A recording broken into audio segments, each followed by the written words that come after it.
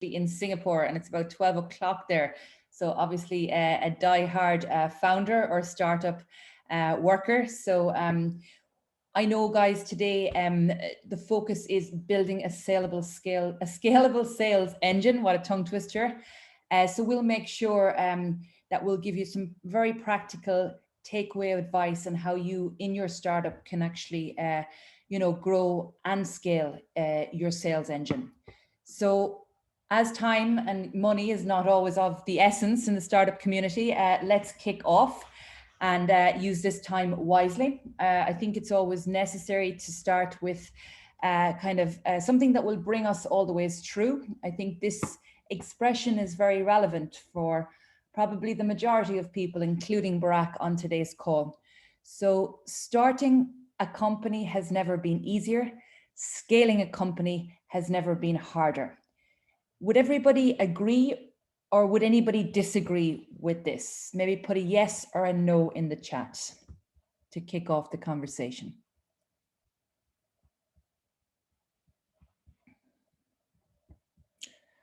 So we've got a lot of yeses in there, a lot of global yeses. Okay, why do you think this is true? We've got 100% yes here now. Why is this true? Yes and no, okay, on the fence. Okay, so there's a lot of options. That's a very good point. A lot of tools to use right now. Very good. Getting started is easier. Okay, excellent. So yeah, right now there are a lot of options. Getting started has probably never been easier, but getting started correctly is quite difficult. I obviously work in a company called HubSpot. 15 years ago, when we were a startup, there were 4 other marketing automation tools on the market. Now there's 7,000. So this is the context as how many options are available to small businesses and businesses right now. With so many options available, it's very difficult to kind of understand where to begin. Like Karnata has said there's a lot of uncertainty, there's a lot of variety and different business scenarios. A lot of people talk about, okay, we know we should send an email newsletter, we sign up for a freemium model, we see ads everywhere, let's try them. So you sign up for an ad software, you see leads need to come to a website, let's get a plugin form. Live chat, next big thing, right? Let's do that. You've got Facebook. Okay, let's build a bot. And the list is endless. So oftentimes the problem with this approach means we end up with a lot of tools. So what that means is a lot of time is being spent managing tools as opposed to managing the business. And oftentimes we have a long to-do list and realize that IT is becoming the priority as opposed to something as valuable as sales. Okay, so today we're going to really focus on how we can put sales at the forefront and get ahead early. Next question. We've got these 6 fairly famous logos. My next question would be, what do these businesses have in common? Does anybody know? What do you think these businesses have in common?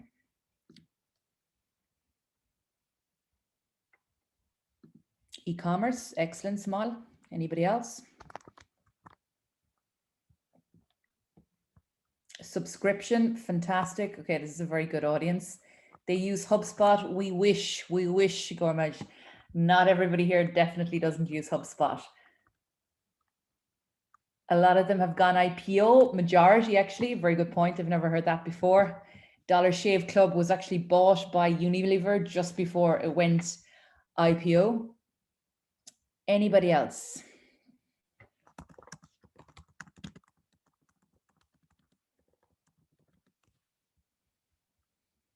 Global presence.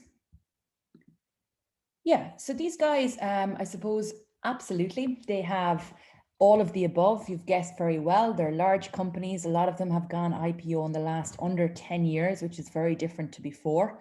They manage big data. That's why Dollar Shave Club was bought by Unilever, because it has a stack of data that they've tracked on, their leads, their customers, their prospects, every day since they came into business. They have that SaaS model. But the big thing is they focus on customer experience. These guys are actually at the forefront in terms of being built into your everyday life. They give a great customer experience that is often frictionless and often ends up with you being a loyal customer. I personally, wake up on a day-to-day basis. I'll ask Amazon Alexa to play specific music. I'll probably get a Lyft or an Uber to work. And I suppose if you take, even our boss recently spoke about how, these businesses are actually built into his life. He actually goes a step further and says that these businesses have built something very light. He wakes up in the morning on the purple mattress. He's got Warby Parker glasses.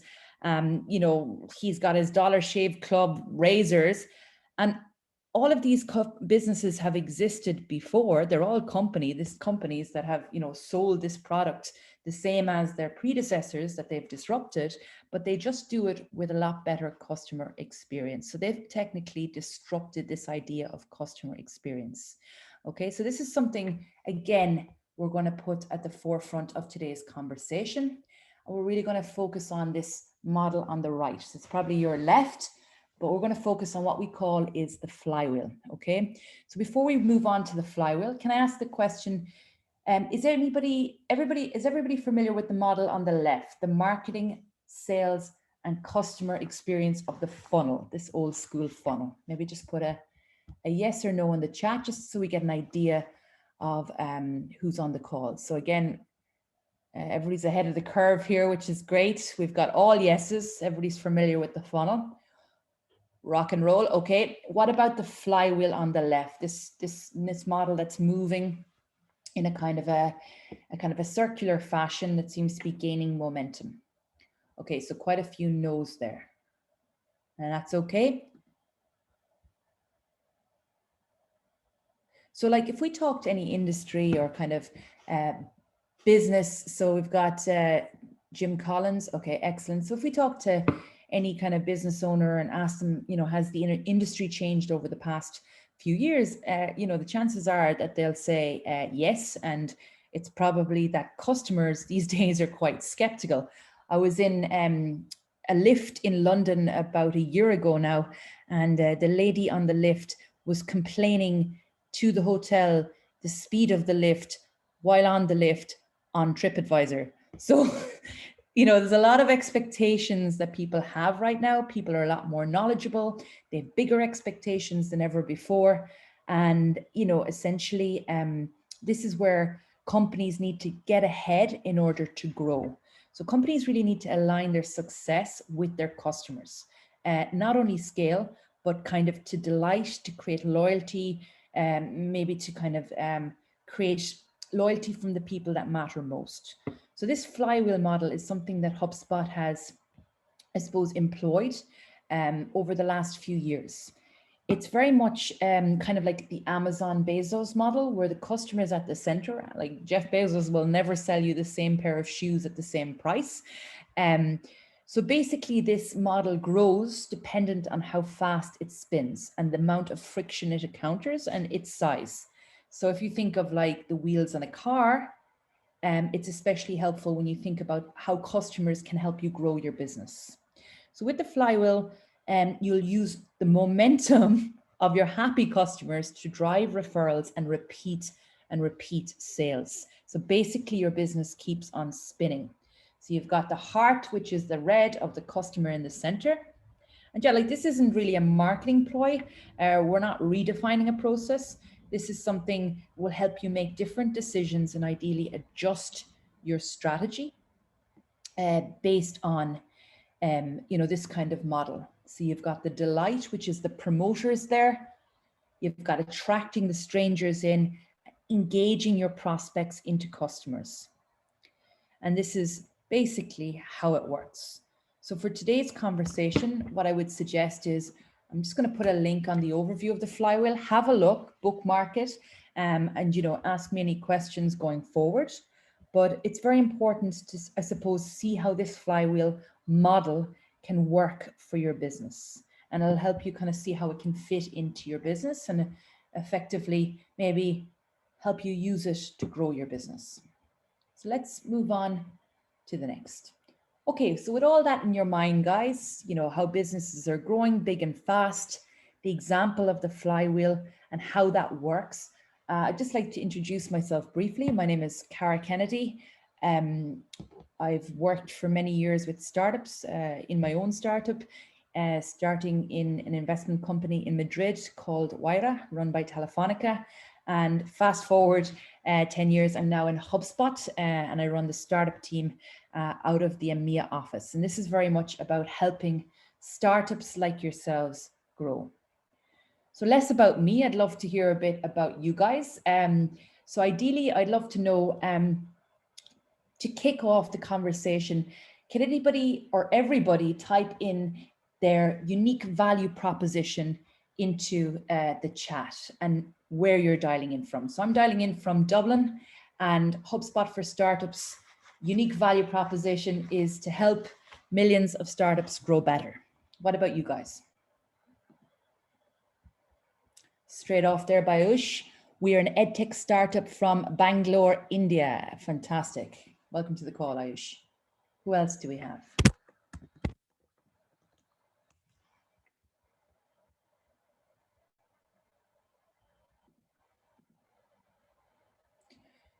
So straight in there, Gojam, which is the world's first marketplace for group travel and events. Nice.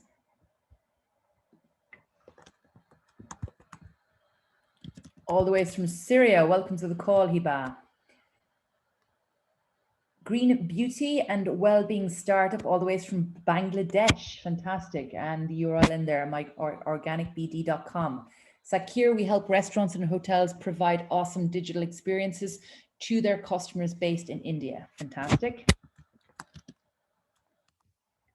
Okay, so great to see everybody with a unique value proposition, really clear statements describing the benefit of your offer, which is always extremely important to showing the prospect or the customer, what needs that you can support and distinguish you from the competition. We're an e-commerce startup in the financial and spiritual niche, Hybridad, fantastic India, digital banking, fintech, Philippines. Guys, you're up very late, well done. Solar energy, ag tech, company from Morocco, fantastic. Okay, so these are all fantastic, unique value propositions, and a very welcome everybody to the call. So again, the business's unique value proposition is probably arguably one of the most important element of your overall marketing and sales strategy. So this is something that a lot of people seem to have clarity on. A lot of businesses sometimes bury their value proposition in buzzwords or kind of meaningless slogans, but it looks like everywhere to start off seems like they've it figured out. The one recently I read was from a good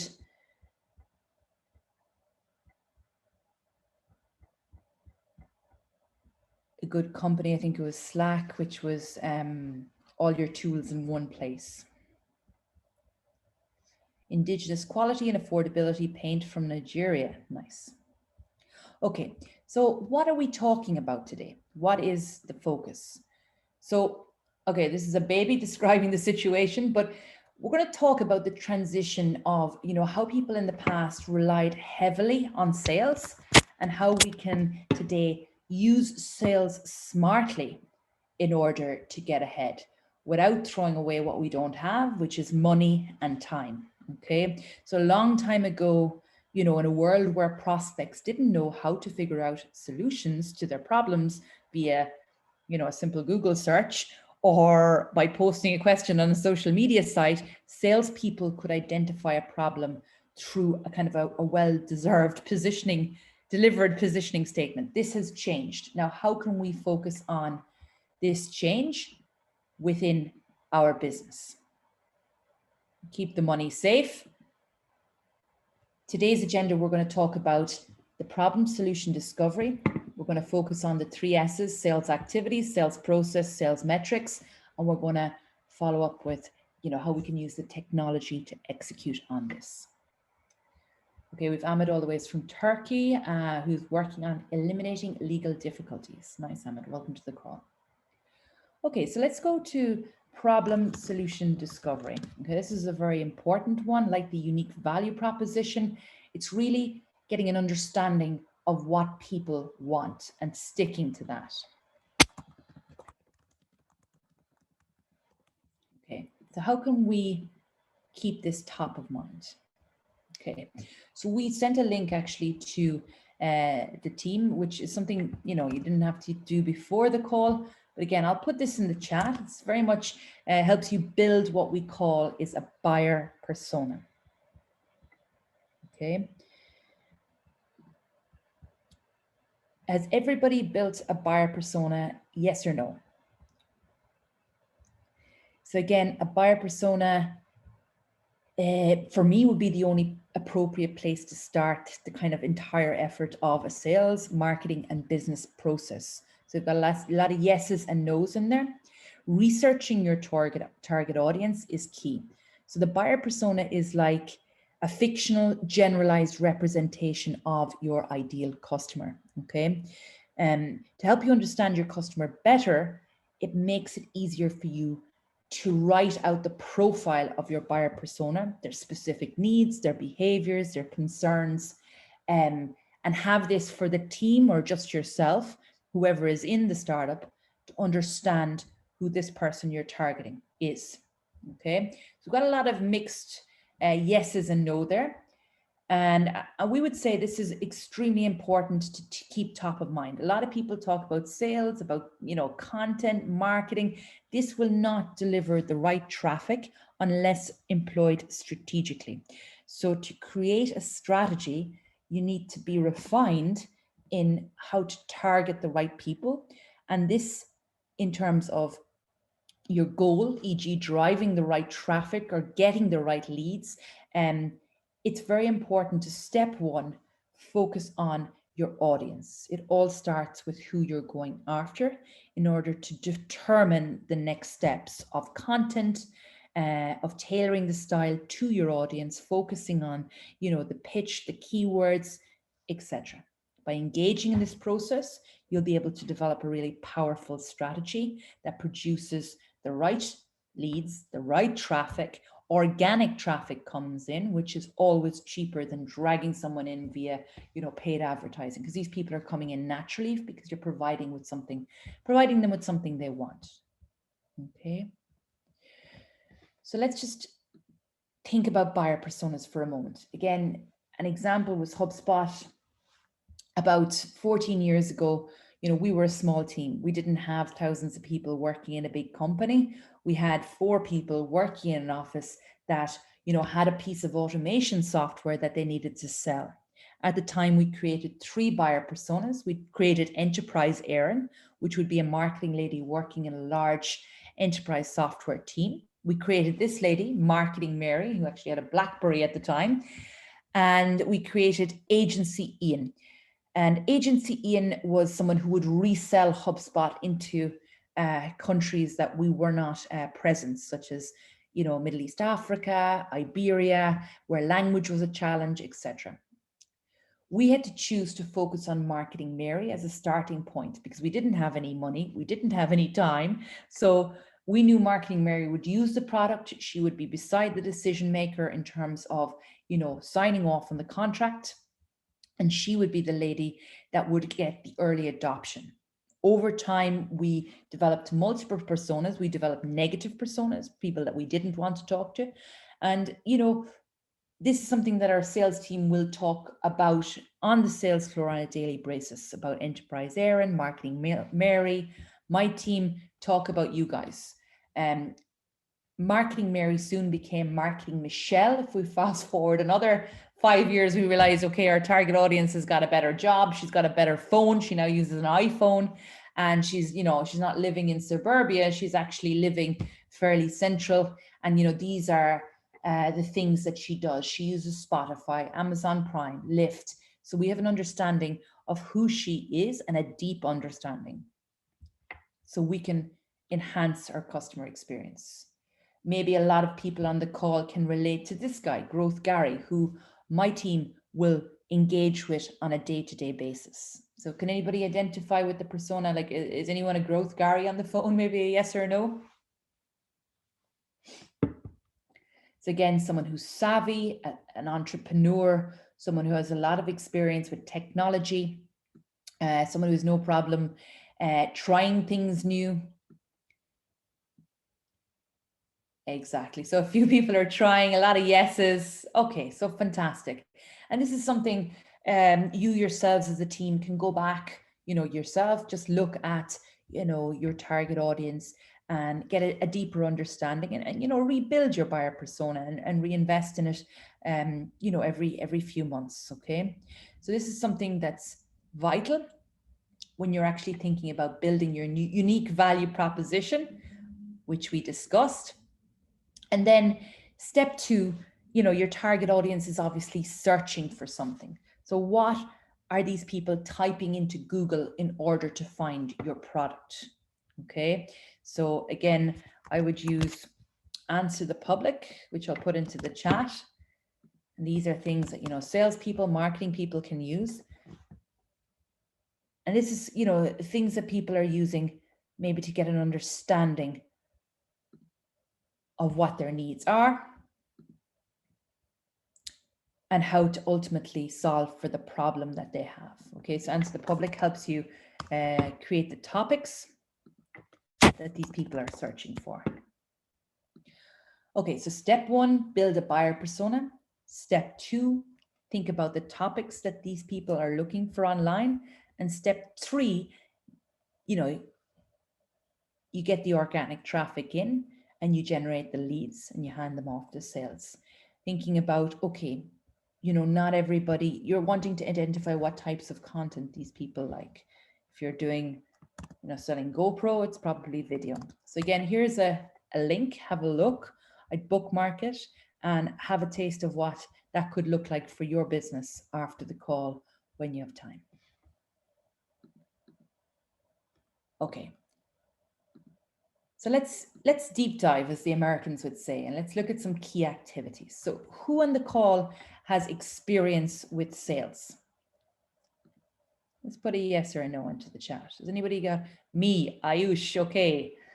So is sales 100% of your job, Ayush? Past experience, not now. Okay. Always be selling. Not yet.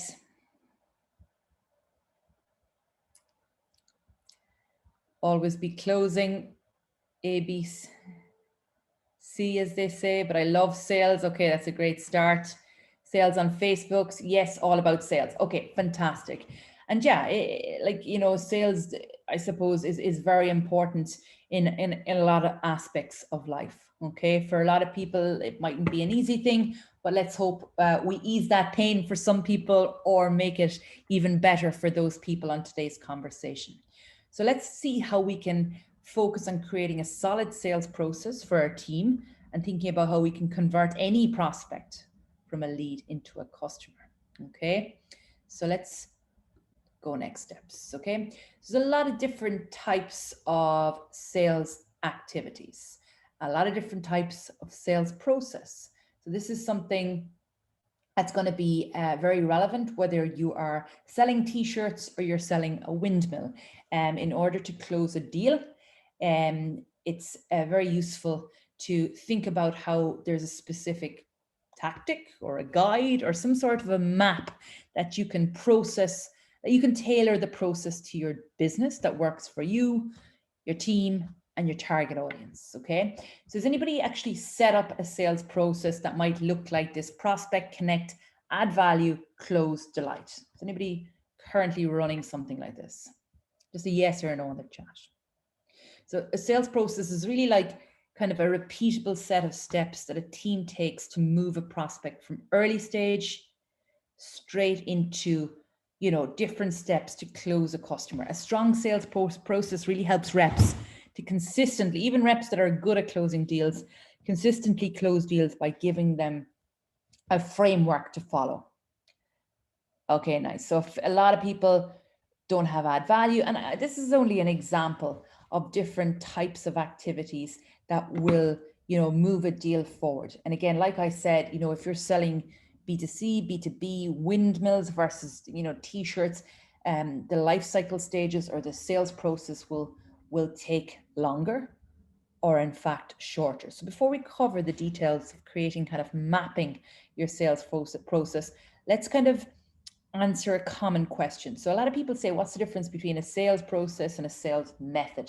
So you've probably, I mean, for American companies, they always talk about the wolf of Wall Street, or, you know, the challenger sale, or the inbound sale, which is one that we would support. Solution selling is a good one.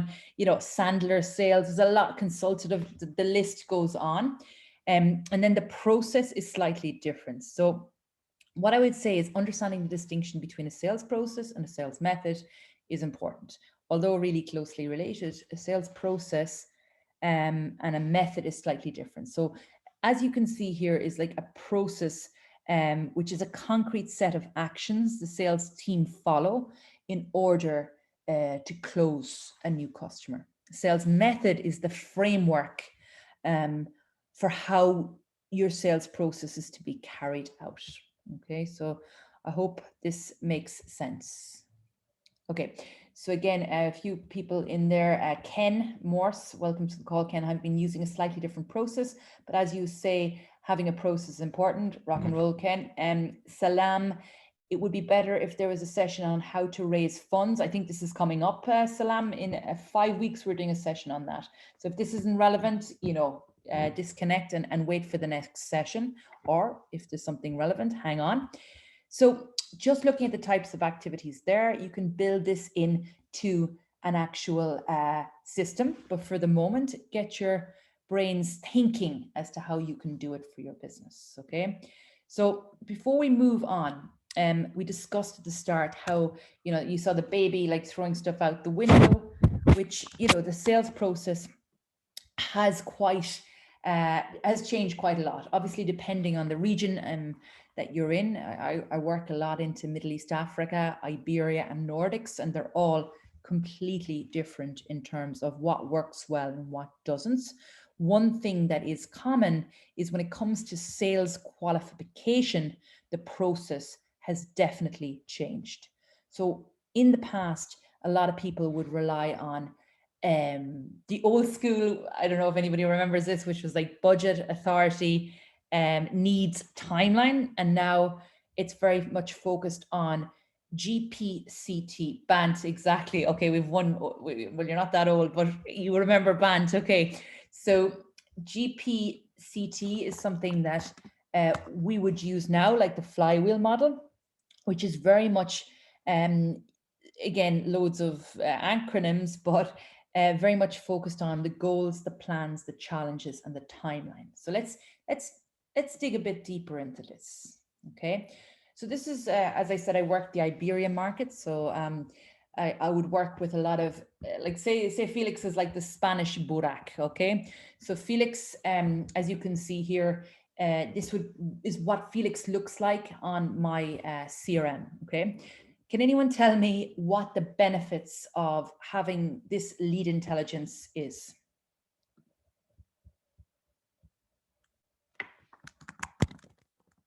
Anyone want to take a guess? What's the benefits of this? So we've got a lot of key, excellent, okay, rock and roll, Mage, I hope I'm not ruining that pronunciation, but yeah, everybody has the benefits of seeing this. So this is a very good point. In particular, like nothing is lost. Everything is in real time. And yeah, if you're in marketing, if you're in sales, and as you grow bigger, you can see exactly what is happening with Felix Lopez. As you can see here, there's a lot of key pieces of information that make ideally a salesperson jump for joy, or a marketing person. You can see the pages he's viewed, the conversion forms he's completed, social media details, campaign details, email, marketing communications, notification, lead revisits. And it can be hard to get in touch with someone, even if they have opted in to request more information from your company. So knowing, you know, if they're visiting pages or knowing what they're interested in, and being able to notify the members of your team is extremely useful. And I think just this vision, and this is something a lot of companies provide, but being able to see visibly what is happening with Felix Lopez, saves you a lot of time. Okay. So let me introduce you again with this, like, understanding a prospect with this goals, plans, challenges, timeline. Let me introduce you to, we'll just call him Timmy for the sake of a generic name. Okay, so again, let's recap what we've done here. You could see everything about Timmy in one space, what he likes, his social, where he lives, his interests, what his objectives are. Okay, so like back, he used to be like processing in this like straight line method, which was, very relevant. Fast forward, this journey obviously was quite linear. You've got your awareness, your consideration, your decision. And now a lot of reliance on sales.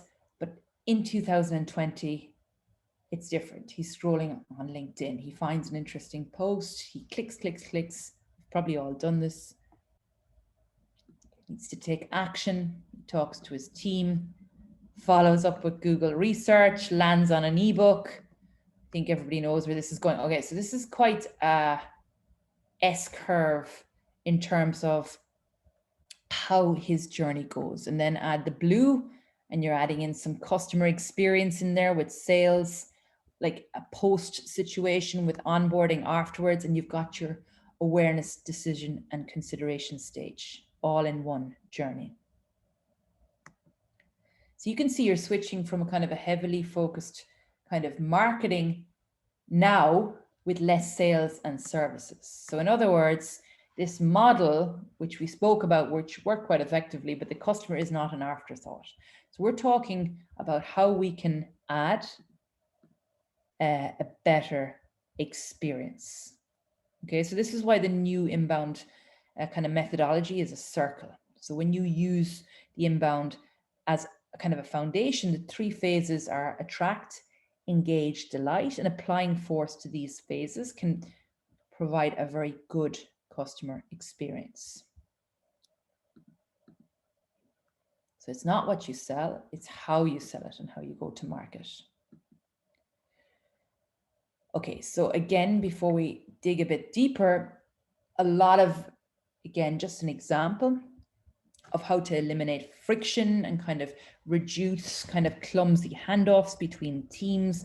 The old funnel model, customers were often shuffled kind of from marketing to sales to customer services, which can lead to a pretty unpleasant experience. But the flywheel model, the onus is on every team in the entire company to attract, engage, and delight customers. When all your teams are aligned around inbound, you can provide a more holistic kind of a delightful experience.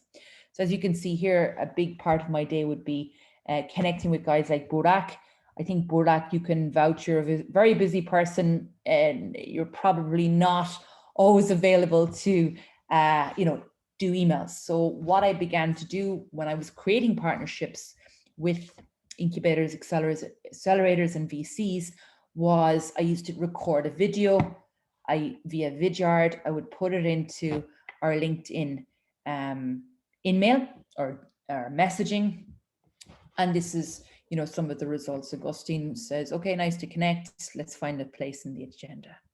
So conversations are happening in more places among more people than ever before. So like the funnel was a good representation of how buyers used to learn about products, where they found or were sent marketing emails and they had to speak to salespeople. But now, like, the flywheel is the mental model that brings people together. So like, as you can see here, Augustine had no problem setting up a conversation via my meetings link. And that was a useful example. Okay. So this is something that we go into detail with and we'll step back into. Let me just go back briefly because I think it might be relevant. Okay, sorry, I probably made you dizzy there a second. I just was fast forwarding, it was stuck. But just to bring you slowly through, as you can see here, this is how it looks like with the gray piece on the outside.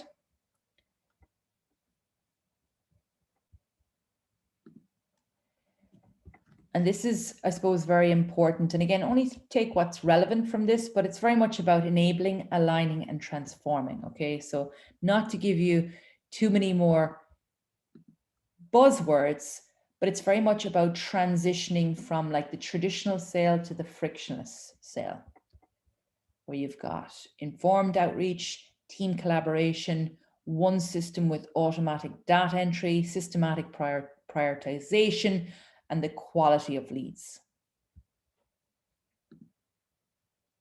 Again, that frictionless process. I think we've all been caught in a process that, you know, has probably tested our own patients at times.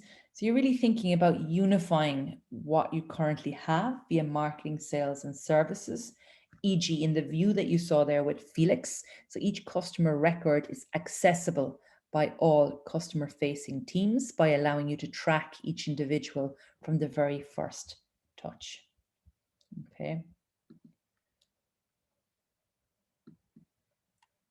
Okay. So let's move to what we discussed in terms of how we are, you know, speaking to the customer. So again, you've got your process in place.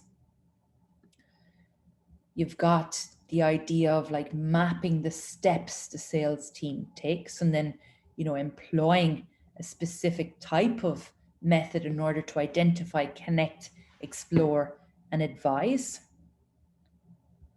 I'm going to give you a link to the process.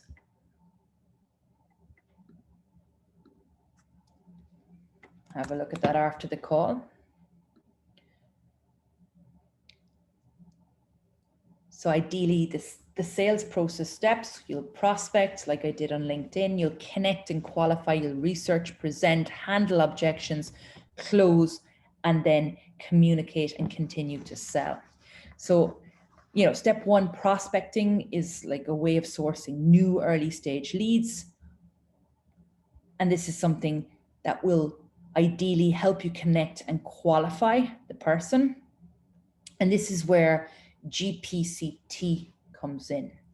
So a lot of people would frame the steps in their sales process with different types of communication. So we would have after prospecting, which probably involves a lot of online research on sites like Quora, LinkedIn, Reddit, attending conferences, industry events, and then we want to connect with the person. Okay, so this is what we would call the connect call. Then we would have the discovery call, the present or the demo call. And these are extremely important. A lot of people would believe that the discovery call is probably one of the most important. So this is why preparing questions for your GPCT call is very relevant. Okay. So as you can see here, we have a selection of questions to identify the goals your prospect wants or needs to hit. That's kind of, there's only a few reasons anyone wants to buy a product, is to make more money, save money, or avoid losing money or the risk of losing money. Then the plans, which is now that you have a sense of what the individual or the company goals are, you really want to find out what their current plan is. You want to nail down whether they've tried this before, has it worked, and why they think their plan will succeed or fail. So during this process, you'll be making your assessment of whether you think the plan will get them to the goal. So I suppose the takeaway here is with GPCT, within a discovery or connect call, it's very important to have the questions set up so you're able to listen for the things that we need to hear around goals, plans, and challenges. So again, the most important moment of any sale is determining whether you can help a prospect overcome their or, you know, their company challenges, you know, ones that they're dealing with, as well as the ones that you or they anticipate. So like we said, most companies don't just invest money to achieve a goal. They usually, from my experience, they prefer to do what they're already doing, and they'll usually resist change because like that's what they've done, and like I suppose they really only make change if they can't like overcome a challenge and they're stuck. Okay, so these questions will help you challenge what they're doing. And then, like any famous sale, the 3 T's, which is timing, territory, and talent, it's all about timing. So when do they need to achieve their goal? When can they implement their plan? And what do they need to eliminate this challenge? Okay, so this is all very important. And then if you've determined that you can help your prospect achieve their goals, implement their plan, overcome their challenges, all within the required timeline, then we need to start talking about how they'll make their decision and where the funding is coming from. So budget is critical to establish. And then authority. In a world where prospects are busy, like there's buying committees created and different things formed to find solutions, and it's usually people that are actually lower level or non-budget wielding or non-people managing employees are sent to search for the latest and kind of greatest goal achieving or challenge overcoming solutions. The salesperson doesn't often get to talk to the economic decision maker until later in the process. Has anybody experienced this before, where they cannot get to the decision maker or they have difficulties understanding the budget? Maybe put in a yes or a no. Okay, so a lot of yeses in there. Okay, so a lot. Okay, it's about 20 yeses in there. Okay. So we need to find, okay, so let's just start with, okay, Safa. So how come you haven't been challenged with budget and timeline, Safa? What are you doing that we need to know about? There's obviously some sort of way of interacting that Safa has. Yes, understanding the budget. Yeah, so budget is a critical example. Like understanding where the prospect's budget is. You'll often hear sales reps say, I'll give you a demo if you have your CEO on the call. So the give-get method. Like, after all, you can't help them if they can't invest in your solution. So assuming you've done a good job quantifying their goals and challenges, now it's time to remind them of the upside and confirm that they agree on the potential ROI. That's why having this process of goals, challenges, plans, timeline, then budget is extremely important. So we need to find out what else they're spending money on, if they're investing somewhere else to solve the same problems, if it's not working, and you have a solution that can do it more effectively and within a budget. So you can say something like, well, we've established your goal is X, that you're spending Y now to try and achieve X, but it's not working. In order to hire us, you'll need to invest Z. Since Z is pretty similar to Y, and you're more confident that the solution will get you to your goal, do you believe it makes sense to invest in Z to hire us? So, I mean, again, these are questions that can be laid out, scenarios that can be done before you get to this stage. And like I said, sometimes it's very difficult to get to talk to the right person.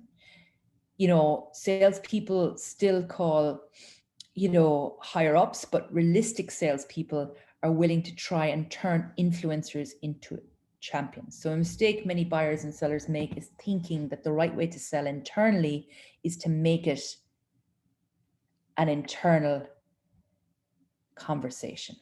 Okay, so we have about 10 minutes left there. I'm going to just put this process we've discussed. Umar is 10 minutes left into the conversation. So that is something I would say is very relevant in terms of practicing as a team. And something that you can address in terms of handling those objections around budget and handling, sales objections in general. Okay. So this is when someone presents a concern about the product or the service.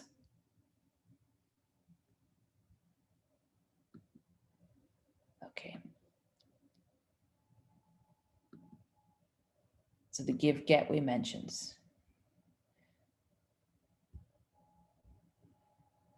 So again, think about like what we discussed. Not a lot of time today, but think about how, just imagine how your sales process works. You know you have a perfect candidate, you know what you're selling, you dial them up, perhaps they're an inbound lead, they've come to your website or downloaded an offer, you dial them up and they've got objections and hard no's. So how do you deal with this? What's your customer's ideal journey? And this is something we're going to discuss in more detail going forward. But just to wrap it up and give time for questions for Umer, think about this cyclical process. And again, it's a lot to digest today. Sales processes can vary, but there's a big opportunity here for people to get on board. Any questions, guys? Any questions now that we're kind of coming to how your pipeline can look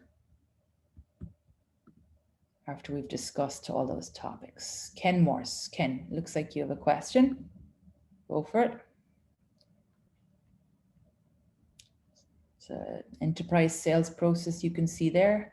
So it's not just 5 steps, it's 7 steps.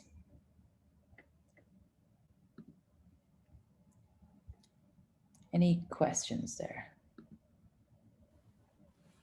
Let me ask the first question. Go for it, Burak. Thanks.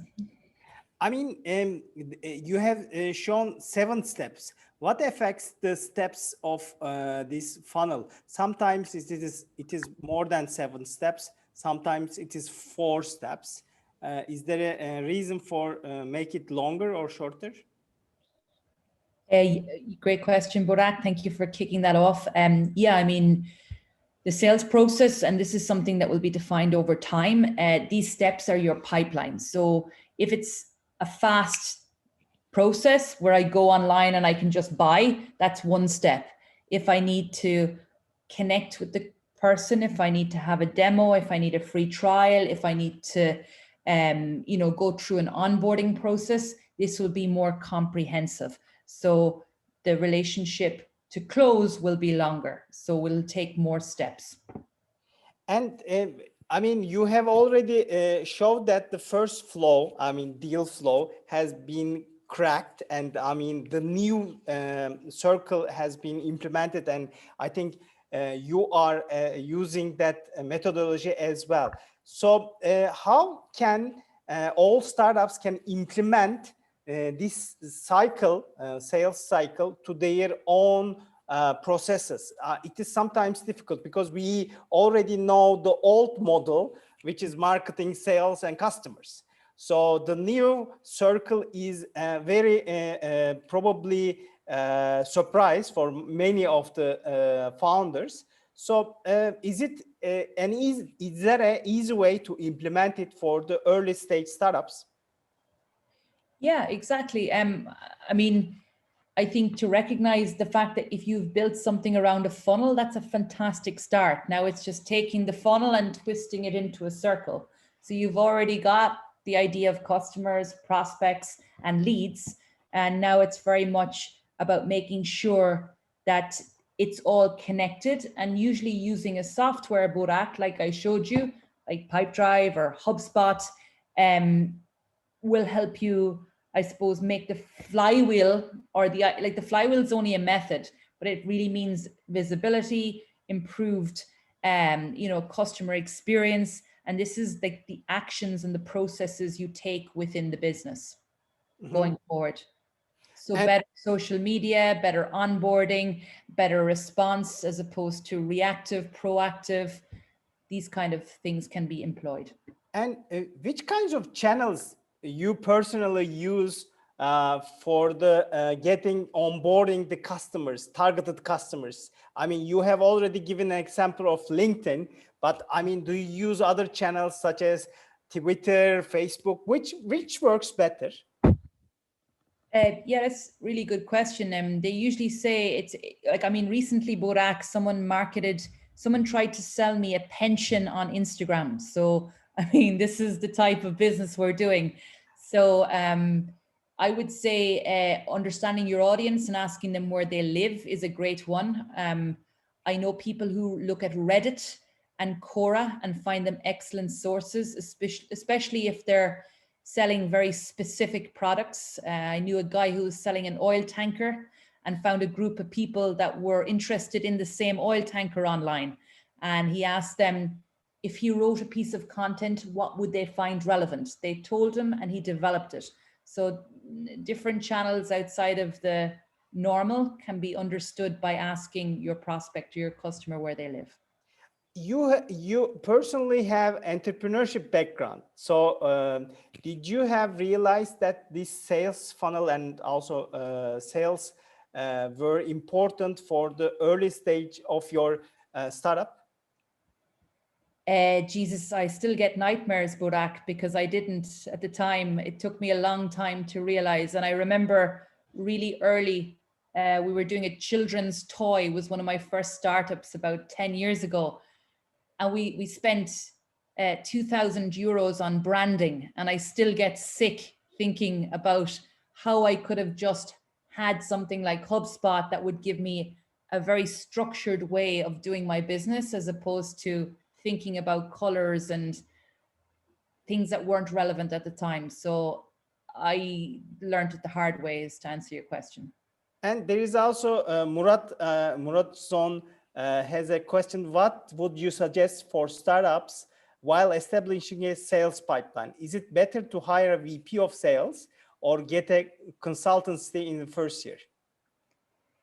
I think it depends on what you're selling, but I think even if you have a hard-working intern to get started, it might save you money with a good product that they want experience on. So I would try to keep it internal as opposed to hiring a third party unless it was something cheap to generate leads. I mean, Murat also added it is a software as a service platform that they are working on it. Nice. I think an intern would be a good start, not a VP, as far as I understand from your answer. And I mean, before we close our session today, should you also, I mean, this is very important for us, tell about HubSpot for startups. I mean, what do you provide, and also how do our companies can be benefit from your services? Yeah, thanks, Burak. And I think I just put the link again, give people time to digest it. It's in the chat. But HubSpot has a startup program. We were a startup. We want to support the ecosystem. We know software can be expensive, so we provide startups our software at a 90% discount with sales, marketing, customer success, and more importantly, we provide the support with that, which is education, customer success, 24/7 online support to get you off the ground. Thank you very much also providing that for all our startups and all startups. I think not only today's content for sales, but also additional benefits for especially in early stage will be great support. I have last two questions. Sure. What is the best way to build sales team for a technology company? Where can I find it? What's the best way to build a sales team? Is it Upworks, or how can he build a local or a global sales team? I think the question is, how do I build a high-performing sales team? But find the right people. Upwork has a lot of people, but I would build a buyer persona and define the ideal persona of who you want in your winning sales organization. So make a list of what's essential in terms of characteristics, what they're willing to do in terms of work, and think about those things to get you off the ground. There's actually quite a good article here that I have sent before, how to build a top performing sales team. And Gurmesh has a question, but I need more clarification for the question, Gurmesh. How long does the 90% last? I think it is from probably your presentation. How Uh, long? Gurmesh, do you have a description of your question? Probably 90 of, okay. How long does the discount of 90% lasts for the HubSpot, he asks. Sorry, excellent question, Gurmesh. It lasts for 12 months, monthly payments, and then year two, 50%, year three, 25, but we are always open to negotiate dependent on the growth of the startup. Kara, thank you very much for the nice and great content today. It was very valuable for all our startups and also entrepreneurs who are watching us on YouTube as well. And we are excited to host you on Wednesday as well.